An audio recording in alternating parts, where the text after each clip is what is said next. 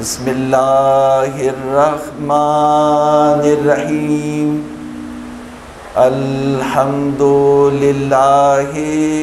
रब्बिल आलमीन वस्सलातु वस्सलाम अला अशरफिल मुरसलीन सय्यदिना व नबीना व हबीब क़ुलूबिना व तबीब नुफूसिना मौलाना अबिल क़ासिम मुहम्मद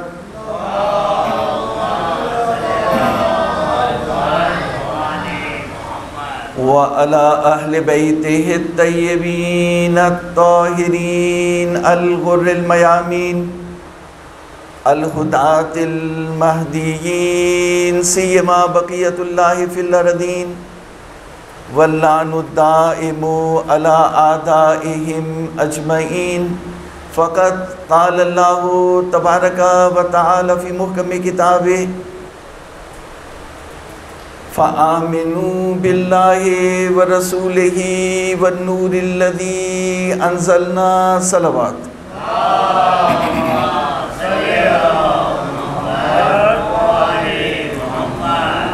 थोड़ा सा ये बच्चे जो है वो आगे आ जाए, बच्चों को तो आगे आना चाहिए, आगे आ जाए, शाबाश, आगे बैठिए। बुलंदर सलवार भेजे मोहम्मद।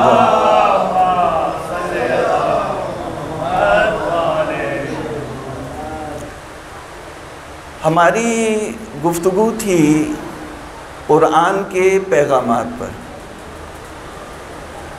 हमने एक बात जिक्र की थी कि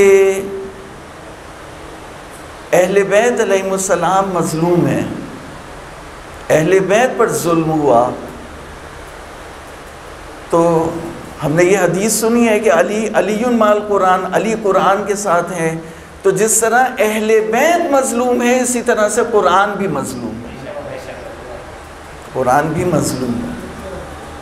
नहीं, कुरान पे जितना जुल्म हुआ, अब आप देखिए कि एक उम्र गुजर गई और कुरान की आयतों से आयतों को बयान किया, फ़ज़ाइल भी पढ़े, लेकिन किताब व हिकमत की तालीम नहीं दी।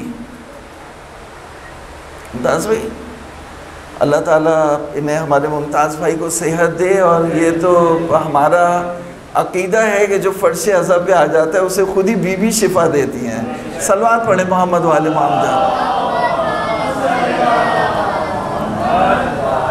ये मुहर्रम वाली सलवात नहीं है, बुलंद आवाज़ से सलवात पढ़े।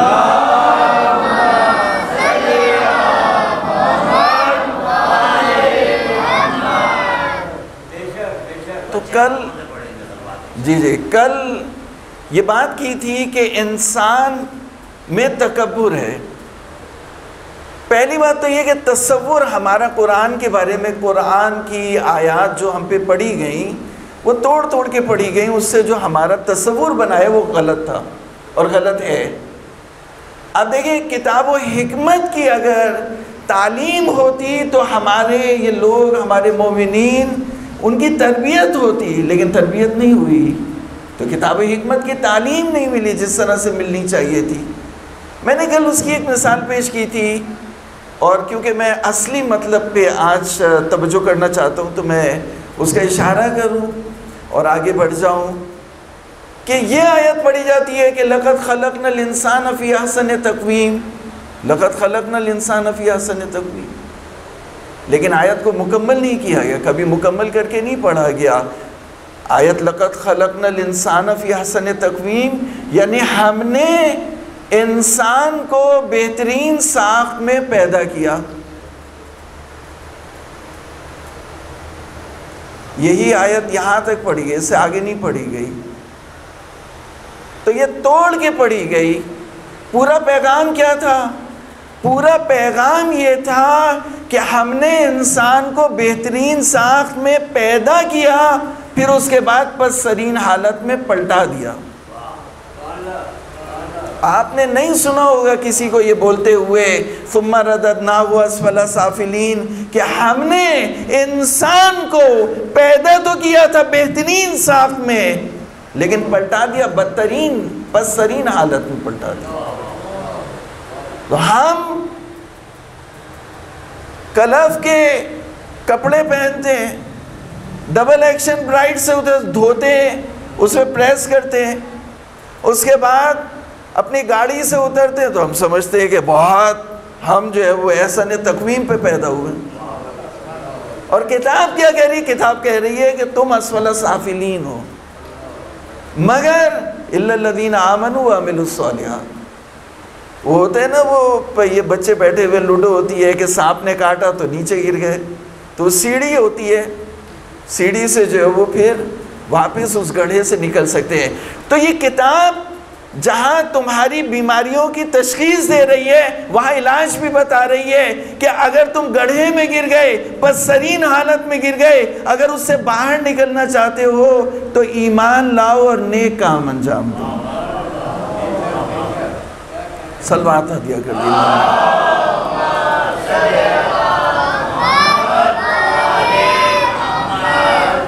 अच्छा, अमल सौले ईमान के साथ है, लेकिन उसके बारे में आज बात नहीं करनी है हमें। आज बात करनी है ईमान के बारे में। तो इंसान में अब इंसान अस्फला साफिलीन, अब जो निकले वो तो अपनी हिम्मत से निकले, लेकिन मशीयत ने तो, कुदरत ने फेंक दिया गड्ढे में, अस्फला साफिलीन बना दिया। किताबुल्लाह कह रही है, मैं तो नहीं कह रहा। लक़द खलक़नल इंसान फ़ी अहसन तक़वीम, उसी आयत में सुम्मा रददनाहु अस्फला साफिलीन। तो अब इंसान अस्फला साफिलीन, वो अकड़ता है, तकब्बुर है उसके। तो कहा कि कल मैं बता रहा था आपको कि मौला ने फरमाया कि अव्वलुहु नुत्फ़ा व आखिरुहु जीफ़ा, उसकी इब्तिदा एक नजिस गंदा पानी और उसकी इंतहा एक सड़ी हुई लाश। अगर आप इसके बीच में भी देखें तो बहुत सी बातें हैं, लेकिन मैं आपको मिसाल देता हूँ। 2 दिन के लिए आप नहाए नहीं, कपड़े नहीं बदले। 2 दिन के लिए अगर इंसान ना नहाए और कपड़े बदले तो उसके जिस्म से बू आने लगेगी, जिस्म से बू आने लगेगी। लेकिन मैं आपसे यहाँ मजलिस आज़ा में बैठूँ, मिंबर में जिम्मेदारी से अर्ज़ कर रहा हूँ, अगर आप 5 वक्त की नमाज पढ़ें और नमाज शब पढ़ना शुरू करें तो एक वक्त आएगा कि आपके पसीने से भी खुशबू आने लगेगी। सलवात हदिया करें मोहम्मद।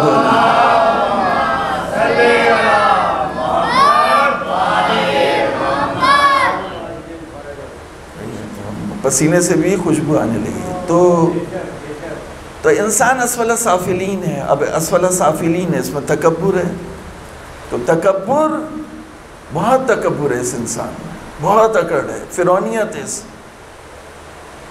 तो मालिक के सामने सजदा नहीं कर सकता। कल मैंने मिसाल दी थी, इंसान तकब्बुर करता है ये छोटे से या बराबर से या बड़े से। बड़े से भी तकब्बुर करे तो अगर एक सिपाही अपने अफसर से तकब्बुर करे तो उसका क्या असर होगा?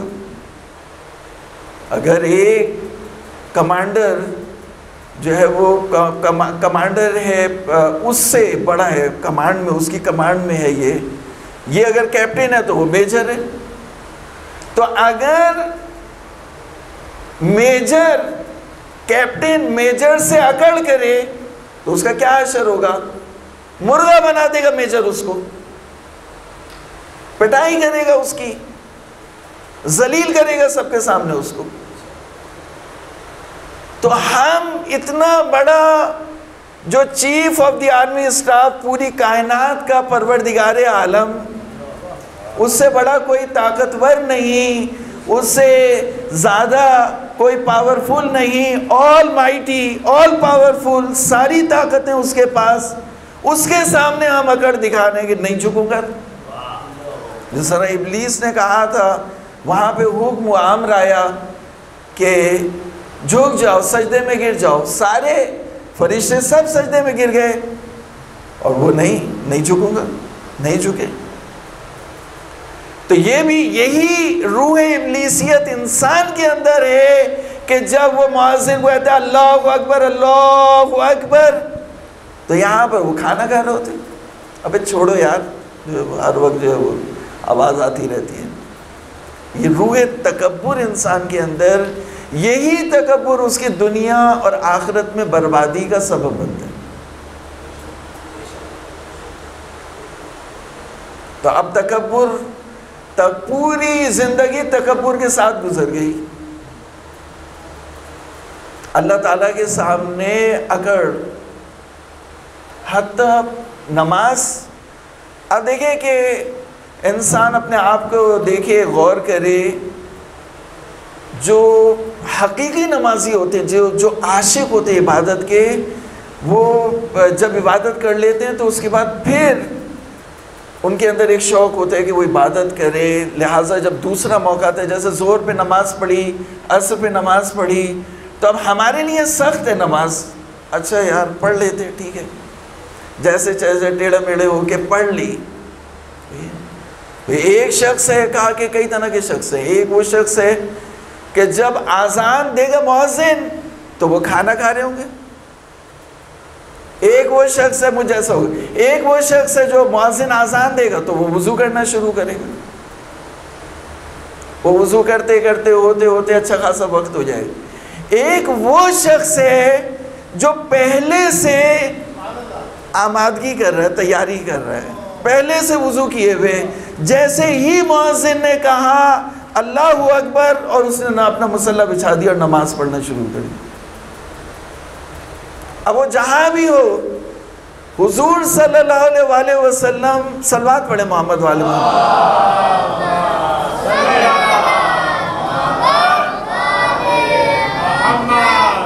बेटा ये मास्क बाद में लगा लेना, पहले दुरूद पढ़ लो, बुलंद आवाज से दुरूद पढ़े।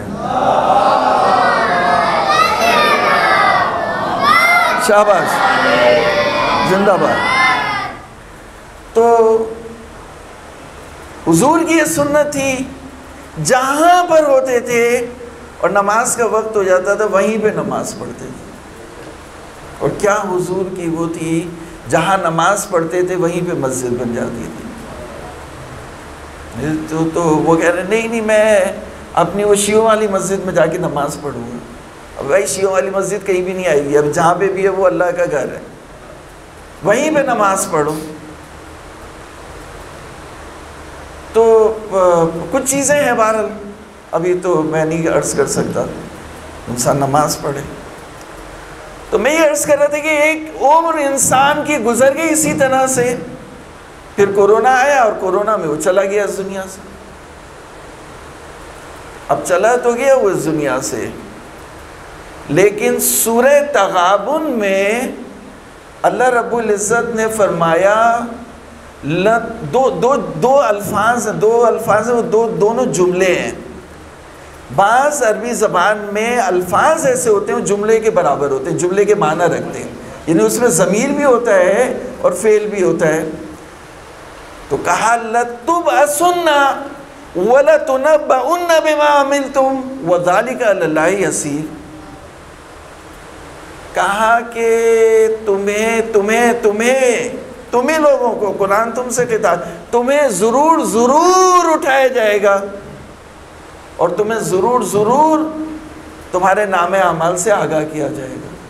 और ये बात अल्लाह ताला के लिए बहुत आसान है। आइंदा की मजलिसों में बताएंगे कि क्यों आसान है। वो ज़ालिका अलल्लाहि यसीर। तो वही ने कसम खाई। एक दफ़ा एक खातून कसम खाती है, एक दफ़ा एक शख्स जो वो अपनी मज़लूमियत को साबित करने के लिए कसम खाता है, एक दफ़ा अल्लाह की किताब कसम खा रही है तुम्हें ज़रूर उठाया जाएगा और तुम्हारा नामे अमाल तुम्हारी गर्दन में लटका दिया जाएगा, तुम्हारे हाथ में दे दिया जाएगा। तो मौला ने फरमाया नजुल दुआए कुमैल में कि अगर खलाइक को, इंसानों को पता चल जाए कि मैंने इस दुनिया में क्या क्या कारनामे अंजाम दिए, कारहाय नुमाया अंजाम दिए छुप छुप कर, तो वो सारी चीज़ें अगर बरमला हो जाएं तो मैं तो रुस्वा हो जाऊंगा। है या नहीं है? इंसान क्या क्या कारनामे अंजाम देता है, फिर वो अगर तौबा कर ले, तौबा की फुर्सत हो जाए तो वो तो बात की बात है, लेकिन कारनामे तो बहुत अंजाम देता है। इंसान ख़ताओं का पुतला है, गुनाह का पुतला है। तो कहा कि वही कह रही है लतुब असुन्ना, तुम्हें ज़रूर ज़रूर उठाया जाएगा और ज़रूर ज़रूर तुम्हें आगाह किया जाएगा उससे जो तुम करते थे। वज़ालिका लल्लाहि यसीर। तो अब क्या करें? अब बात यहाँ से शुरू हुई। तो हमारा मेरे साथ रहिएगा, हमारा अकीदा है कि कुरान जब बीमारी बता रहा है तो कुरान शिफा का नुस्खा है, शिफा का नुस्खा है। तो कुरान शिफा, तो नुस्खा तो मैं आज नुस्खा तो नहीं दे सकता, लेकिन पहली जो दवा कुरान ने दी है वो ज़रूर बताऊंगा आज। अगर सुनना चाहते हैं तो बुलंद आवाज़ से सलवात पढ़ेंगे।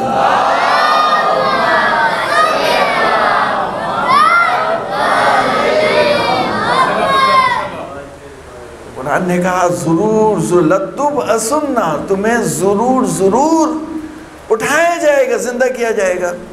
वलतुनब्बउन्ना बिमा अमिलतुम, और तुम्हारी रिपोर्ट कार्ड, तुम्हारा नामा अमाल, तुम्हारी फाइल तुम्हारे हाथ में दे दी जाएगी। या अगर बुरी होगी तो गर्दन में लटका दी जाएगी, या जो है वो फरिश्ते फेंक के चले जाएंगे तो, और जलील हो जाओगे तुम महशर में। तो अब क्या करें? कहा, उसी के बाद आयत आगे बढ़ी, फ़आमिनू बिल्लाहि व रसूलिही व नूरिल्लज़ी अंज़लना, ईमान ले आओ अल्लाह पे, रसूल पे और उस रोशनी पर जो उतरी। अब इसमें मैंने तर्जुमा किया, कोई इख्तिलाफ नहीं है। पहला नुस्खा, अगर तुम बचना चाहते हो उस रुसवाई से, उस नाकामी से बचना, तगाबुन का जो तर्जुमा किया वह हार जीत। तो अगर हार से, क़यामत के दिन की हार से बचना चाहते हो तो तुम क्या करो?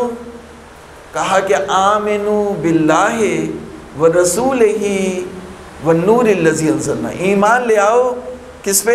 3 चीज़ों पे कहा, अल्लाह पे, रसूल पे और उस रोशनी पे जो उतरी। अब मैंने आपको शुरू मजलिस में एक बात कही, ये बच्चे बैठे हैं, कि कुरान मज़लूम है। कुरान के मफ़ाहीम को, कुरान को तहरीफ तो नहीं कर सकते, लेकिन कुरान की गलत तावीलें पेश की गई। तो ये गलत तावील पेश की गई, मैं उसे हल्का सा इशारा करके आगे बढ़ूँगा, क्योंकि बहुत ज़्यादा तफसील मुझे नहीं देनी और बात को आगे बढ़ाना है, और आपके जहन मेरे साथ साथ रहेंगे। एक और मरतबा सल्लल्लाहु अलैहि वसल्लम।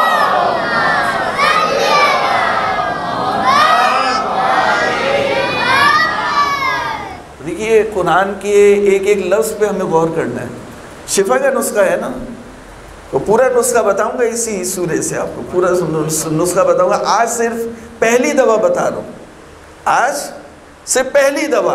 फ़आमिनू, ईमान ले आओ अल्लाह पर, बिल्लाहि व रसूलिही, रसूल पर, व नूरिल्लज़ी अंज़लना, और उस रोशनी पर जो हमने उतारी। तो कुछ लोगों ने कहा कि वो रोशनी जो हमने उतारी उससे मुराद किताब है। गलत बात, गलत तावील है। क्यों गलत तावील है?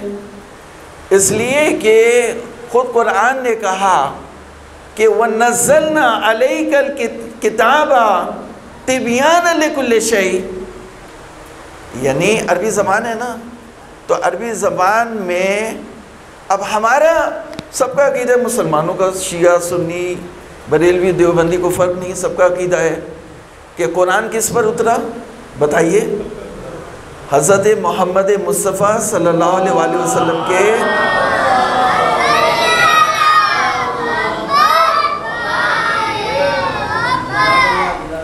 हज़रत मोहम्मद मुस्तफ़ा के क़ल्ब मुबारक पे उतरा।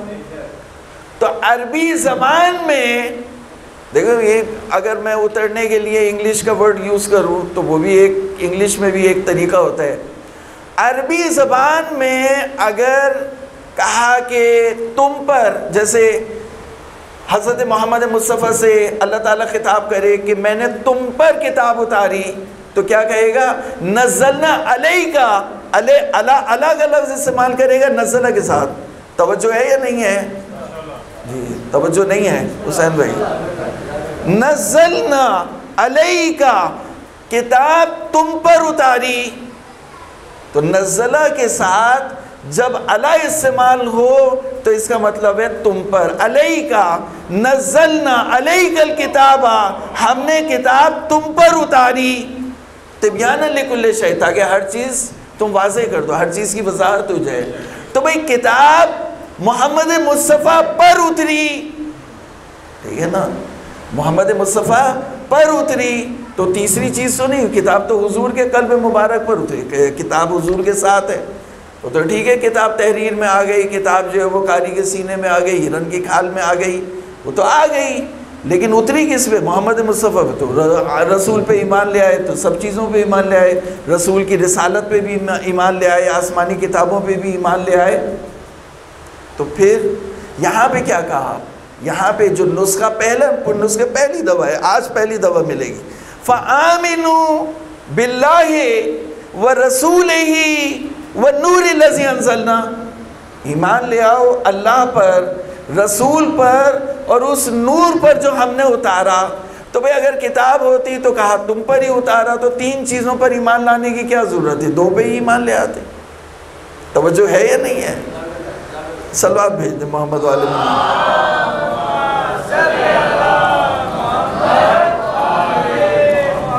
अब ये कि मैं इसे मुश्किल तो करूँगा नहीं, बात बहुत आसान है और समझने से ताल्लुक़ रखती है कि जब जो किताब उतरनी थी मोहम्मद मुस्तफ़ा पर, उसे नज़लना अलैका किताब तुम पर उतारी, लेकिन नूर के बारे में नहीं कहा कि नूर तुम पर उतारा, का नूर जो उतारा, नूर जो उतारा। एक आयत करीमा है सूरह आराफ, उसका निशान है 157। सूरह आराफ कुरान मजीद का 7वां सूरा, आयत का निशान है 157। अल्लामा तालिब जौहरी अल्लाह मकामहू उसको पढ़ते थे। अब ये इस्तिफादा उससे करते थे या नहीं करते थे मुझे नहीं पता, लेकिन पढ़ते बहुत थे इस आयत करीमा। तो आयत लंबी है, मैं उसका शॉर्ट कर देता, आखिरी हिस्सा पढ़ता हूँ आपको। अल्लज़ीना यत्तबिऊना रसूलन नबिय्यल उम्मी अल्लज़ी यजिदूनहु मक्तूबन इंदहुम फित तौरात वल इंजील युहिल्लु लहुमुत तय्यिबात व युहर्रिमु अलैहिमुल खबाइस व यदउ अन्हुम इस्रहुम वल अगलाल अल्लती कानत अलैहिम। उसके बाद आयत आगे बढ़ी, फल्लज़ीना आमन, तवज्जो का तालिब, फल्लज़ीना आमनु बिही व अज़्ज़रूहु व नसरूहु वत्तबऊ अन्नूर अल्लज़ी उन्ज़िला माहू फ़उलाइका हुमुल मुफ़्लिहून। कहा कि जो लोग हुजूर पर ईमान ले आए, हुजूर पर जो लोग ईमान ले आए और जिन लोगों ने हुजूर की ताज़ीम की, फ़ल्लज़ीना आमनु बिही, सहाबे के नाम मुहाजिर अंसार जो हुजूर पर ईमान ले आए और हुजूर की उन्होंने ताज़ीम की और हुजूर की मदद की, वो कामयाब है? कहा नहीं, वो कामयाब नहीं है। कामयाब कौन है? कामयाब वो है जो हुजूर की ताज़ीम, हुजूर पे ईमान लाए, हुजूर की ताज़ीम करे, हुजूर की मदद करे और उसके साथ उस नूर पर ईमान लाए जो हुजूर के साथ उतरा। तो भाई नूर, कभी नूर हुजूर पर उतरता है तो किताब होती है, हुजूर के साथ उतरता है तो वो नूर विलायत अली इब्न अबी तालिब होता है।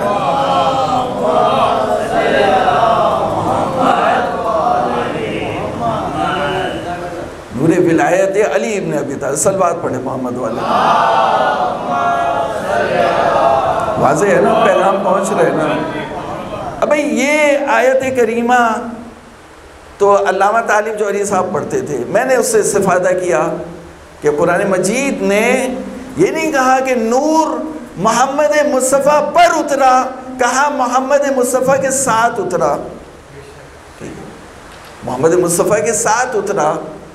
यहाँ पर जो सूरह तगाबुन में जो मैंने आपको पहली शिफा का नुस्खा, शिफा के नुस्खे में से जो पहली दवा मैंने आपको आज की मजलिस में हदिया की, उसमें 3 चीज़ों पर ईमान लाने के लिए कहा।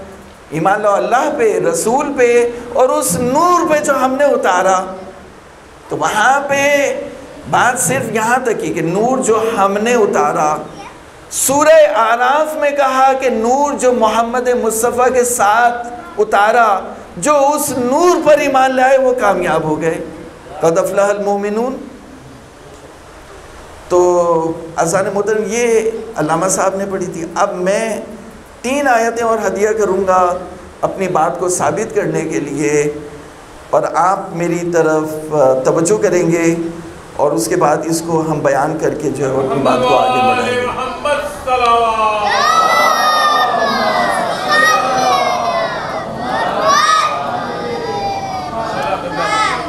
हसन भाई थक तो नहीं गए ना? सलवात पढ़े एक और मरतबा।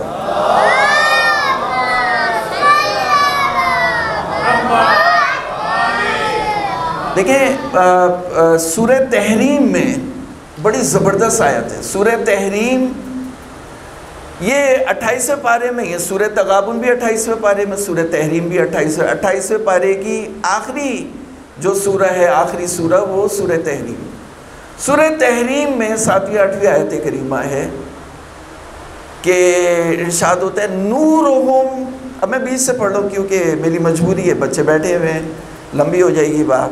नूरुहुम, ईमान वालों के बारे में बात हो रही है, उनका नूर। नूरुहुम यस्आ बैना ऐदीहिम व बिईमानिहिम। ऐदी कहते हैं, ऐदी यानी सामने, हाथों, जैसा हाथ सामने होते हैं तो ऐदी जमा यद की, तो यद कहते हैं हाथ को अरबी ज़बान में, ऐदी यानी। तो जब महशर का वक्त होगा, क़यामत का दिन होगा, तो सूरज नहीं होगा, सितारे टूट पड़ेंगे, आसमान शिगाफ्ता हो जाएगा, अंधेरी रात की तरह से, और पहाड़ जो है वो रुई के गालों की तरह से नर्म हो जाएंगे और आसमान फट पड़ेगा और लोग उस वक्त परेशानी के आलम में होंगे।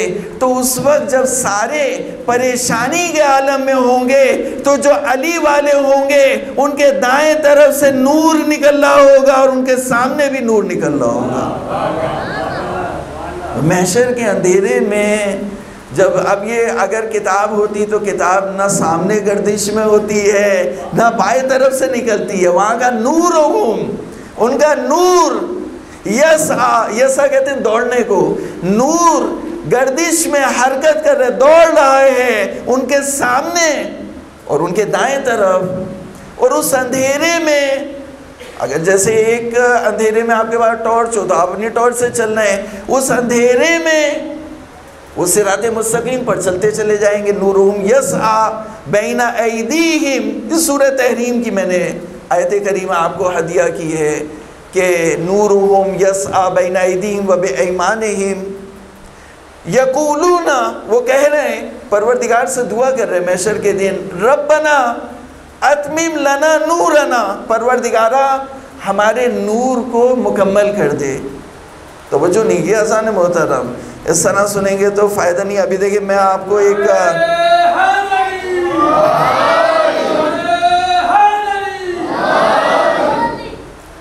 एक नुक्ते पे लाना चाह रहा हूँ।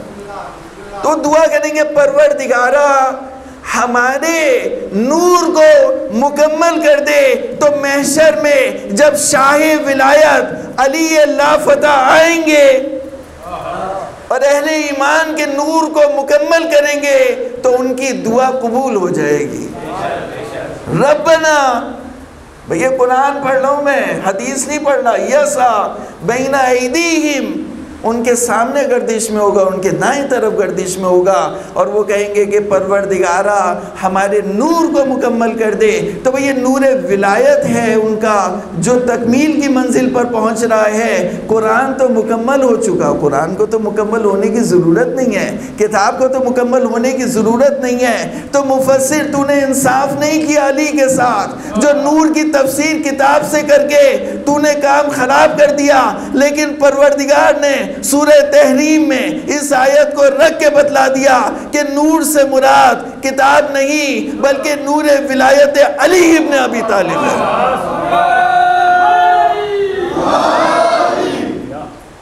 बुलंद आवाज से नारा लगा, हाथ ऊपर खड़ा करके, ऐसे तो मैंने इतनी बड़ी बात पढ़ दी मैंने। मोहम्मद वाले मोहम्मद सल्लल्लाहु।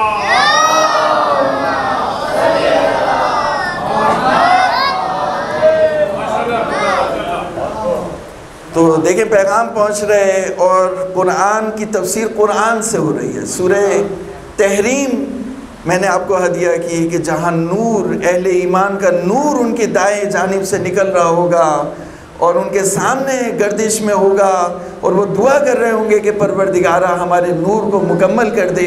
और जब शाह विलायत अली मुर्तज़ा महशर में आएंगे तो फिर उनका नूर भी तकमील की मंजिल पे पहुंच जाएगा। जो इमाम काबा ने भी कहा कि कोई भी सिरात से पुले सिरात से गुजर नहीं सकता मगर अली इब्न अबी तालिब की इजाज़त के बगैर। तो ये हम इस पे जो है वो ईमान रखते हैं। तो मैं ये पहली आयत करीमा मैंने हदिया की और इससे पहले जो अल्लामा तालिब जौहरी साहब जो आयत पढ़ते थे वो मैं आपको पहले हदिया कर चुका। ये दो शाहिद आपके पास होंगे, तवज्जो है या नहीं है। मैं तीसरी आयत करीमा आपको हदिया करता हूँ। खिताब हुआ कद जाकुम, सूरह मायदा आयत का निशान है 15। सूरह मायदा 5वां सूरह कुरान मजीद का। कद जाकुम मिनल्लाहि नूरुन व किताबुन मुबीन, अल्लाह की तरफ से तुम्हारे पास दो चीज़ें आई, एक नूर आया और किताब मुबीन आई। तो अल्लाह ने मुल्ला को ये बतला दिया कि किताब मुबीन अलग है, नूर अलग है। अगर नूर किताब मुबीन होता तो अल्लाह नहीं कहता कि अल्लाह की तरफ से तुम्हें दो चीज़ें आई हैं, एक नूर आया है, एक किताब मुबीन आई है। वे अल्लाह की जब सुन्नत ये है कि अल्लाह खाली किताब नहीं भेजा करता बल्कि किताब के साथ नूर भेजा करता है, किताब के साथ किताब की रोशनी भेजा करता है। तो जाकुम मिनल्लाहि नूरुन व किताबुन मुबीन। तो भाई जब अल्लाह की सुन्नत ये है कि अल्लाह दो चीज़ें भेज रहा है, दो चीज़ें उतार रहा है, तो नबी करीम सल्लल्लाहु अलैहि वसल्लम कैसे एक चीज़ छोड़ के जाते हैं। लिहाजा फरमाया मैं तुम्हारे दरमियान दो गिरा कदर चीज़ें छोड़े जा रहा हूँ, एक मेरी किताब और दूसरी मेरी इतरत मेरे अहले बैत। सलवात पढ़ दे मोहम्मद वाले।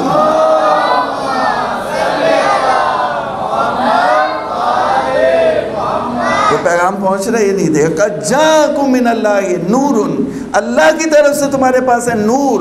नूर अलग है, किताब मुबीन अलग है। नूरुन भाई ये तफसीर हो रही है नूर की तफसीर हो रही है किताब, नूर की तफसीर हो रही है किताब से। किताब की आयत पढ़े, मैंने हदीस नहीं पढ़ी कोई आपके सामने।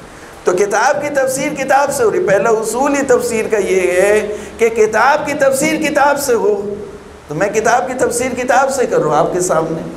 कद जाकुम मिनल्लाहि नूरुन व किताबुन मुबीन। तो अगर किताब मुबीन नूर होता या नूर किताब मुबीन होती तो फिर अल्लाह ताला क्यों कहता है कि तुम अल्लाह ताला की तरफ से दो चीज़ें नूरुन व किताबुन मुबीन। तो असल मुझे एक आयत करीमा है और इसकी तरफ आपको तवज्जो करना होगा। इलेक्ट्रिसिटी में एक उसूल है कि प्लस माइनस, ये प्लस माइनस जो है वो साथ चल रहे होते हैं। मुझे तो मेरी समझ से बाहर आता है, लेकिन इतना मुझे समझ में ज़रूर आता है कि अगर ये प्लस माइनस दोनों नहीं होंगे तो बल्ब नहीं जलेगा। बल्ब उसी वक्त जलेगा जब प्लस भी होगा माइनस भी होगा। ऐसा है नहीं, ये इंजीनियर बैठे हुए के ये बेहतर बताएंगे।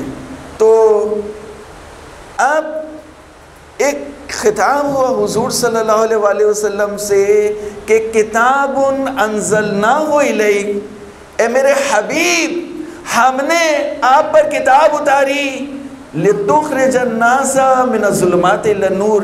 ए मेरे हबीब, हमने किताब उतारी आप पर ताकि आप लोगों को अंधेरे से निकालें।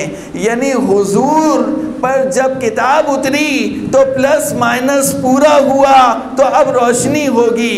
यानी रोशनी किताब और हबीब के साथ होगी, किताब और हबीब के बगैर नहीं रोशनी होगी। सलवात पढ़ो महमूद।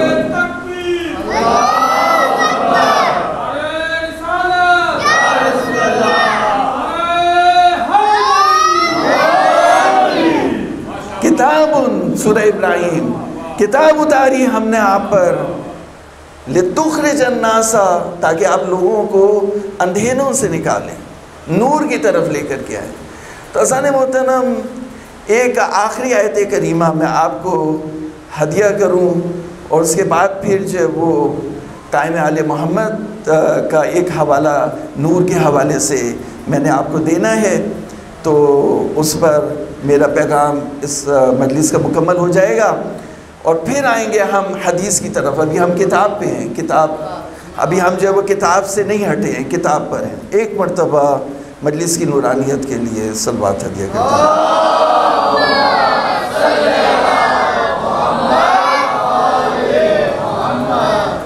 इरशाद हुआ, युरीदूना लियुत्फिउ नूरल्लाहि बिअफ़वाही वल्लाहु मुतिम्मु नूरिही वलौ करिहल काफ़िरून। सूरह सफ़, ये भी कुरान मजीद में 28वें पारे में। सूरह सफ़ इमाम ज़माना से मंसूब है और मैं आपको कभी मौका मिला तो सूरह सफ़ की तफसीर एक पॉइंट के ऊपर कर सकता हूँ, एक पॉइंट के ऊपर पूरे सूरह सफ़ की तफसीर। तो इरशाद हुआ, युरीदूना, जो इस्लाम दुश्मन है, जो नबूवत के दुश्मन है, जो रिसालत के दुश्मन है, जो कुरान के दुश्मन हैं, वो चाहते हैं कि अल्लाह के नूर को बुझाएं। युरीदूना लियुत्फिउ नूरल्लाहि बिअफ़वाही, अपनी फूंकों से। ये एक मिसाल है, मेरे बच्चे यहाँ मौजूद हैं, उनके लिए मिसाल कुरान मजीद ये मिसाल दे रहे हैं कि जैसे आपके सामने आग लगी, आग जो है वो छोटी सी अगर हो, मुख्तसर सी हो, तो इंसान अपनी फूंक से उसे बुझा देते हैं।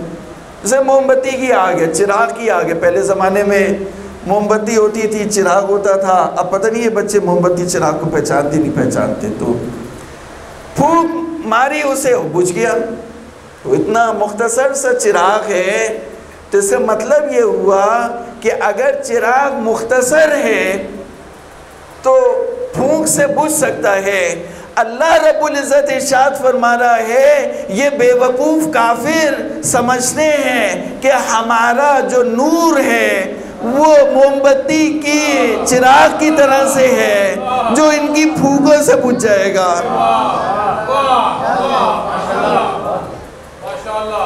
युरीदूना, ये चाहते हैं, लियुत्फिउ, बुझा दें, नूर अल्लाह, अल्लाह के नूर को, बिअफ़वाही, अपनी फूंकों से। वल्लाहु, अल्लाह अपने नूर को मुकम्मल करेगा। नूर अभी कम है, कम दिखाई दे रहा है तुम्हें, लेकिन ऐसा नहीं है कि मोमबत्ती का चिराग हो, मोमबत्ती की लौ हो, नहीं, बल्कि ये अल्लाह का नूर है, अल्लाह इसको मुकम्मल करेगा, अगरचे ये बात काफिरों को पसंद नहीं है।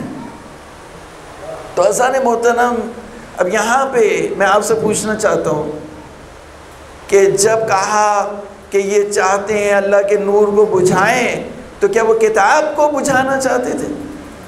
नहीं, किताब को तो नहीं बुझाना चाहते थे।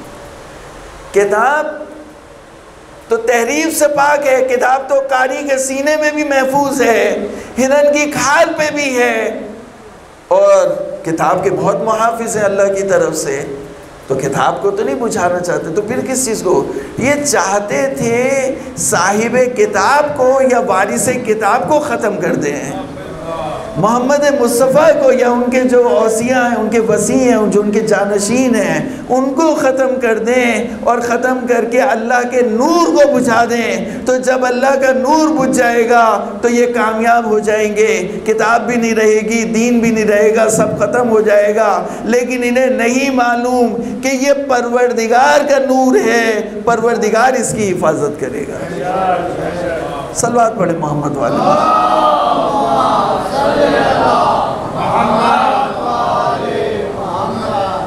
सो हमारे यासिर, हज़रत हमारे यासिर कहते हैं, देखिए किताब का पैगाम मुकम्मल हो गया। मैंने आपके सामने 4 आयतें हदिया की और 5वीं आयत इमाम ज़माना की है कि जब हमारे मौला का ज़ुहूर होगा तो ये नूर कामिल हो जाएगा। देखिए आपने देखा होगा कि जब सुबह होती है तो दिन निकलता है, सूरज की रोशनी चमकती है और सूरज की रोशनी चमकती है और उसके बाद दिन होता है। लेकिन होते होते धूप जब यानी दोपहर का वक्त होता है तो सूरज अपने पूरे क्लाइमेक्स पे होता है, रोशनी रोशनी रोशनी होती है, धूप होती है। तो जहाँ सूरज अपने क्लाइमेक्स पे हो तो वहाँ पे कह सकते हैं कि ज़मीन सूरज की रोशनी से चमक रही है और चमक गई दोपहर के वक्त। मैं ये कहूँगा कि ज़मीन सूरज की रोशनी से चमक गई और जब कायम आले मोहम्मद ज़ुहूर करेंगे तो ज़मीन नूर परवरदिगार से चमक जाएगी।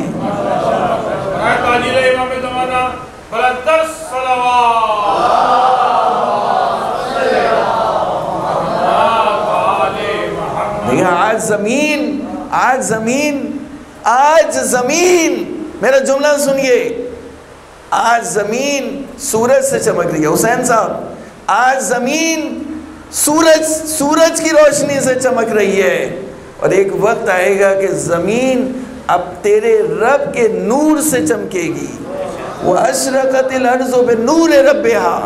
एक वक्त आएगा, ये कुरान अल्लाह की किताब कह रही है, हम इस पे ईमान रखते हैं। तो कहा पहला काम तुमने ये करना है कि देखो ईमान ले आओ किस पे, अल्लाह पे, उसके रसूल पे और उस नूर पे जो हमने उतारा। बात यहाँ मुकम्मल हो गई। हमारे यासिर कहते हैं कि मैं एक मरतबा हुजूर सल्लल्लाहु अलैहि वसल्लम के साथ था, किसी के घर में थे और कुछ लोग मौजूद थे। तो हुजूर ने मुझसे कहा, अम्मार मेरे बाद फितना होगा अंधेरी रात की तरह से, मेरे बाद फितना होगा अंधेरी रात की तरह से। तो कहा या रसूल अल्लाह फिर मैं क्या करूं? कहा अली के साथ रहना, इसलिए कि अली हक के साथ है, हक उनके साथ है, अली कुरान के साथ है, कुरान उनके साथ है। गुफ्तगू मुकम्मल हो गई। अजीज़ों, आपने बहुत अच्छे अंदाज से सुना कुरान के पैगाम को। परवरदिगार इस कुरान को आपके सीनों में उतार दे और आपके सीनों को कुरान के नूर से मुनव्वर करे और कुरान की शफाअत रोज़े महशर आपके शामिल हाल करे। दोस्तों, इस कुरान को महसूस कीजिए, उस कुरान के पैगाम को महसूस कीजिए। तो कहा कि अम्मार मेरे बाद अंधेरी रात की तरह से फितने होंगे, अंधेरी रात की तरह से फितने होंगे। तो कहा क्या करूं? कहा तुम अली के साथ हो जाना, इसलिए कि अली हक के साथ है और हक अली के साथ है। अब दोस्तों, आपने मजलिस सुनी, आज का पैगाम मुकम्मल हो गया।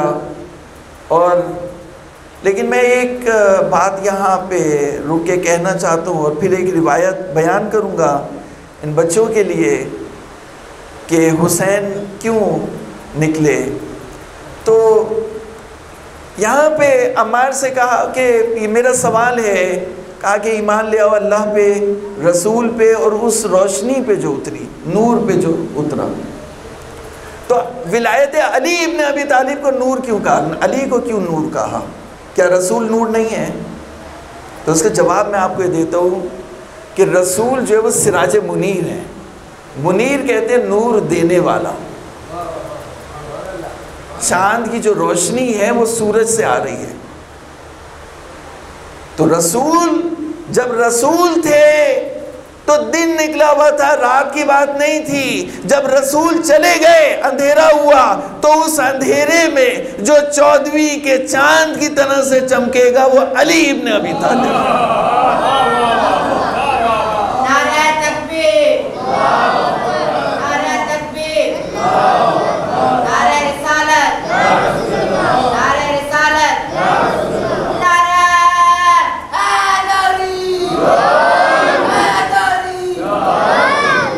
जो चांद की तरह से चमकेगा वो अली इब्न अबी तालिब का नूर। और जब कब्र में इंसान होगा ना, ये बोलना तो बहुत आसान है, लेकिन कब्र का जो अंधेरा है, उस अंधेरे में जब शाह विलायत आएंगे और कब्र नूरानी हो जाएगी, तब पता चलेगा कि अली नूर है। तो अजीज़ो, अम्मार से कहा, अम्मार अली के साथ रहना। अली हक के साथ हैं, हक उनके साथ है।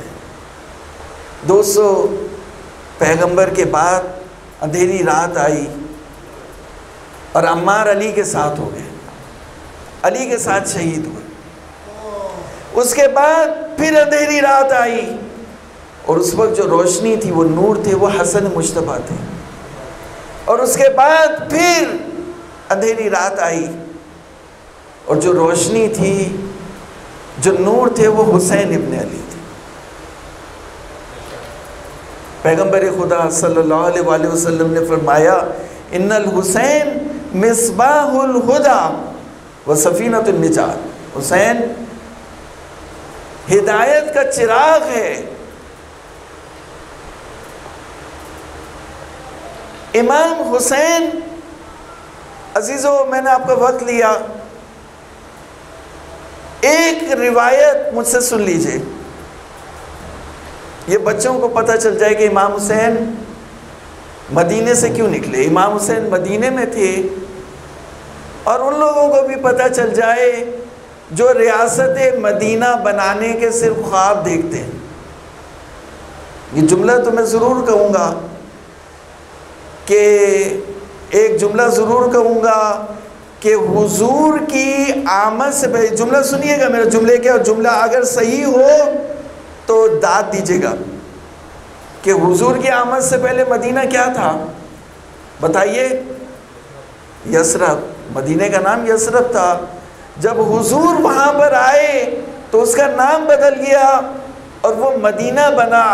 तो मदीना उस वक्त बनता है जब हुजूर के कदम वहाँ पे होते हैं। हुसैन मिन्नी वाना मिनल हुसैन, जब हुसैन मदीना छोड़ के जाएं तो फिर मदीना नहीं रहता, यसरब बन जाता है।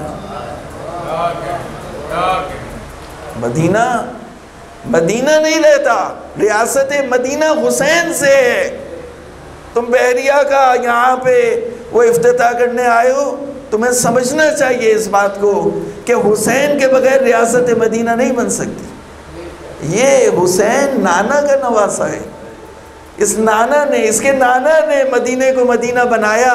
तुमने इसको मदीने से निकाला, तो मदीने से जिन्होंने निकाला तो उनको फिर शहीद किया, तो मुहर्रम नहीं मना रहे। तो यानी हुसैन के बगैर तुम अगर रियासत मदीना बना रहे हो तो नहीं बना सकते। यसरब बना सकते हो, मदीना नहीं बना सकते। बस अजीज़ों, गुफ्तगू मुकम्मल हो गई। मैं एक रिवायत इमाम हुसैन से, वलीद ने, जो गवर्नर था यजीद का, उसने आपसे बैत तलब की कि आप यजीद को, जो शराबी है, जो फासिक है, जो कत्ले नफ्स कर रहे हैं, जैसे आज वो अफ़गानिस्तान में कत्ले नफ्स हो रहे हैं, कत्ले नफ्स करता है यजीदियत है, कत्ले नफ्स यजीदियत है। इमाम हुसैन को यजीद से कोई दुश्मनी नहीं थी। इमाम हुसैन के जुमले क्या है? मिसली, मेरे जैसा, ला युबायु मिसला, मेरे जैसा उस जैसे की बैत नहीं कर सकता। तो इमाम को यजीद से कोई ज़ाती दुश्मनी नहीं थी, ज़ाती परखाश नहीं थी, बल्कि कत्ल नफ्स यजीदियत है, फिस्क व फुजूर यजीदियत है, शराब खोरी यजीदियत है। इमाम ने कहा मैं ऐसे को खलीफा की हैसियत से तस्लीम नहीं कर सकता। तो इमाम उसके बाद कब्र रसूल पे आ गए और नाना ने वहाँ पे कब्र में अम्र दिया कि इराक़ की तरफ चले जाओ। तो अजीज़ों, अब ये राज सा नाना और नवासे के दरमियान, इमाम हुसैन ने किसी से नहीं बोला, सिवा अपने बहन ज़ैनब को बताया होगा, और किसी से आपने नहीं बोला कि आप इराक़ की तरफ जा रहे हैं। आपने उसके बाद मक्के की तरफ गए। लेकिन अभी रात को हुसैन सारी रात कब्र रसूल पर गुजार के सुबह को मदीने की गली में आ रहे थे, तो मरवान से, उधर से मरवान आ रहा था, मरवान आपका सामना हुआ और मरवान ने आपसे ये कहा कि या अबा अब्दुल्ला, मैं आपको नसीहत करता हूँ कि आप यजीद की बैत कर लें, और इसी में आपकी दुनिया की भी भलाई है और आपकी दीन की भी भलाई। आप इस रिवायत को सुनना चाह रहे हैं? मेरी तरफ तवज्जो है या नहीं है कि इस रिवायत को इन बच्चों के लिए, ताकि इनको पता चले कि इमाम हुसैन क्यों निकले। तो इमाम हुसैन ने कहा कि अलल इस्लाम अस्सलाम इस बुलियतिल उम्मतु बिराइन मिस्ल यजीद। इमाम ने फरमाया कि अगर यजीद जैसा खलीफा बन जाए तो फिर इस्लाम का फातिहा पढ़ लेना चाहिए, इस्लाम रुखसत हो गया। तो इमाम से बहुत देर बात हुई, इमाम ने उसको बहुत डांटा, उसने भी इमाम से बहुत वो किया और फिर अलग हो गए और इमाम मक्के की तरफ रवाना हुए। और 3 शाबान को आप अल्लाह के घर में पहुँचे और 8 ज़िलहिज को आप अल्लाह के घर से निकले। बस अजीज़ों, यही बेमसाइब की इब्तिदा है। और आज 2 मुहर्रम है, मुहर्रम का दूसरा दिन है। 8 ज़िलहिज ये वो दिन होता है जिसे यौमुत तरविया कहते हैं, यानी हाजी कूच करता है, निकलता है सफ़र पे अरफात जाने के लिए, तो इसे तरविया कहते हैं। यानी 8 ज़िलहज को कोई रुक नहीं है, कुछ करना नहीं है। 9 ज़िलहज के लिए तैयारी करनी है, तो हाजी निकलते हैं अपने अपने खेमों से, मक्के से निकलते हैं और निकल के जो है वो अरफात की तरफ बढ़ते हैं, तो इसे बोलते हैं यौमुत तरविया। तो हाजी निकल कर मैदान अरफात की तरफ जा रहे थे और इमाम हुसैन मक्के से निकल कर और करबला की तरफ जा रहे थे। अब ये इन बच्चों को मैं किस तरह से समझाऊं कि हज 3 दिन का होता है। 12 ज़िलहज को हज ख़त्म हो जाना था, 3 दिन में हज को ख़त्म हो। वो हुसैन जो अल्लाह के घर का आशिक, वो हुसैन जिसने 22 हज किए, वो हुसैन जो हाजियों को आते हुए देख रहे हैं, तो कुर्बानियाँ आ रही हैं, लोग हरम में अपनी कुर्बानियाँ लेकर के आ रहे हैं, एहराम पहन के आ रहे हैं, लब्बैक अल्लाहुम्मा लब्बैक कह रहे हैं, और हुसैन अपनी कुर्बानियाँ लिए हुए एक नई मिना बसाने के लिए जा रहे हैं। इमाम हुसैन को ख़तरा था कि उन्हें रोक लिया जाएगा। इमाम हुसैन सफ़र शहादत पे, अल्लाह के रसूल का अम्र है उखरुज इलल इराक़, इमाम हुसैन का इज्तिहाद नहीं है। इमाम हुसैन सुबह सवेरे निकल पड़े, सुबह सवेरे निकल पड़े। और रिवायत कहती है कि रात को इब्ने अब्बास से बहस हो रही थी और इब्ने अब्बास को इमाम हुसैन काने नहीं कर सके, तो कहा कि भाई ठीक है, अब रात बहुत हो गई है, सुबह फैसला करेंगे। इब्ने अब्बास रात को चले गए अपने घर। सुबह सवेरे इब्ने अब्बास को पता चला हुसैन सुबह सवेरे अलग सुबह निकलना है और रवाना है। तो इब्ने अब्बास आए और हुसैन की सवारी को पकड़ लिया, कहा मैं नहीं जाने दूंगा आपको, आप मक्तल जा रहे हैं। कहा इब्ने अब्बास इसे छोड़ दो, अल्लाह रब्बुल इज्जत मुझे अपने खून में नहाया हुआ देखना चाहता है। इन्नल्लाह शाअ यरानी कतीला, अल्लाह की मशीयत है कि मैं उसके रास्ते में शहीद हूँ। तो कहा कि भाई ठीक है तुम जाओ, लेकिन इन बहनों को, इन सैदानियों को क्यों लेकर के जा रहे हो? तो कहा इब्ने अब्बास इन्नल्लाह शाअ यराहुन्ना सबाया, इब्ने अब्बास अल्लाह रब्बुल इज्जत ये चाहता है कि ज़ैनब के हाथ में रसन बंधे, शहजादियाँ कैदी बनाई जाए। अल्लाह रब्बुल इज्जत ये चाहता है। बस ये कहना था। इमाम हुसैन अलग सुबह, अंधेरी रात में, अभी सुबह नहीं हुई थी, इमाम हुसैन निकल खड़े हुए और तनीम की मंजिल पे पहुँचे। मक्के की बॉर्डर था वहाँ पे, और उसके बाद फिर आप आगे चले गए। और जैसे ही इमाम की निकलने की खबर मदीने के गवर्नर तक, मक्के के गवर्नर तक पहुँची, तो उसने एक स्क्वाड फौजी दस्ता आपके गिरफ्तारी के लिए भेजा। लेकिन इमाम हुसैन बहुत तेज़ी से आगे निकलते जा रहे थे और आप मंजिलों पे मंजिलें तय करते जा रहे थे, अपनी शहादत की तरफ बढ़ते जा रहे थे। फिर मंजिलें करते थे। ज़रा तसव्वुर तो करें, छोटे छोटे बच्चों के साथ, अली असगर के साथ, सकीना के साथ, छोटे छोटे बच्चों के साथ हुसैन बढ़ते जा रहे हैं। एक मंजिल आई कि जहाँ हुसैन का राहवार रुक गया। अशरकुम अल्लाह। बस एक जुमला, मुझे 2 मुहर्रम है, और अगर हम मुहर्रम में हुसैन को, हुसैन की माँ को पुरसा न दें तो क्या जवाब देंगे? बीबी सैयदा को परवरदिगार ने इन नागहानी आफात में, बलाओं में आपको तौफीक दी कि फर्श अज़ा पे आके बीबी ज़हरा को उनके लाल का पुरसा दे। अजीज़ो, हुसैन चलते गए, मंजिलें करते गए।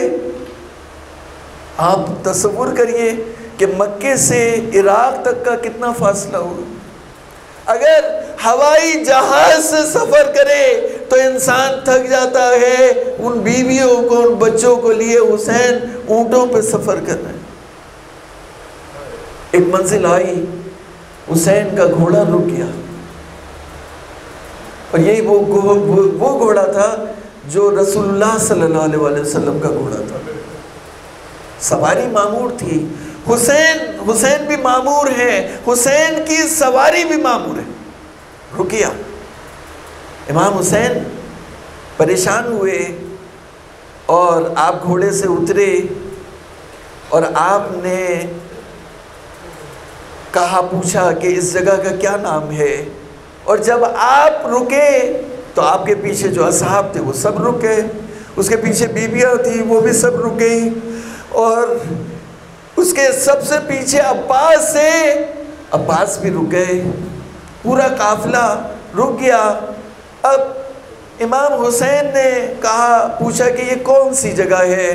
कहा, फर्जंदे रसूल, यहाँ हमें नहीं पता कि कौन सी जगह है, यहाँ के लोगों को बुलाना। आपने 2-3 सवारियाँ बदली, लेकिन सवारी आगे नहीं बढ़ी। जब नहीं बढ़ी तो आपने कहा कि यहाँ के लोगों को बुलाओ। लोगों को आने में देर हुई। इतने में ज़ैनब ने अब्बास से ये कहा, अब्बास भैया से कहो यहाँ से आगे चले, मुझे यहाँ से मेरे भाई के खून की खुशबू आ रही है। इस मिट्टी से मुझे हुसैन के खून की खुशबू, यहाँ से आगे चले। अब्बास पैगाम लेकर के आए।